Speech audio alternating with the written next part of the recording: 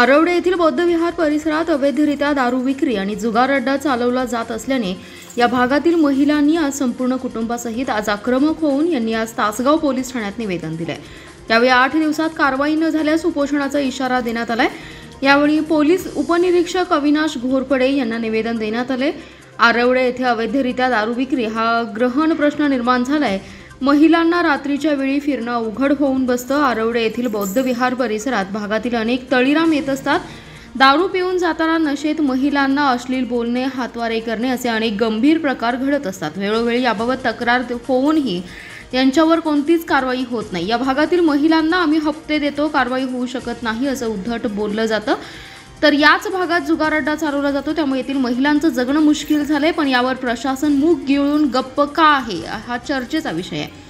यावर ग्रामपंचायतीने ग्रामसभेत ठराव मंजूर करून पोलीस स्टेशनला आणि संबंधित कार्यालयांना निवेदन दिले, तरीही कोणतीही कारवाई होत नसल्याने महिलांनी नाराजी व्यक्त केली।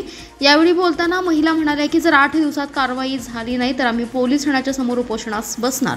त्यामुळे येणाऱ्या काळात बौद्ध विहार, भोसलेनगर, रामबाग येथील अवैध दारू विक्रीबाबत पोलीस कोणती भूमिका घेतात हे पाहावं लागेल। यावेळी पोलीस उपनिरीक्षक अविनाश घोरपडे, पोलीस हवालदार संतोष भोसले, जोजाळ साहेब, महिला रेश्मा थोरात, सुषमा थोरवत, मंगल थोरवत, शुभांगी थोरवत, संजना थोरात, विशाल थोरवत, जगदीश थोरात, योगेश थोरवत, सूरज घोडके, योगेश होवाळे, साहिल थोरात, सचिन थोरवत आदी जण उपस्थित होते।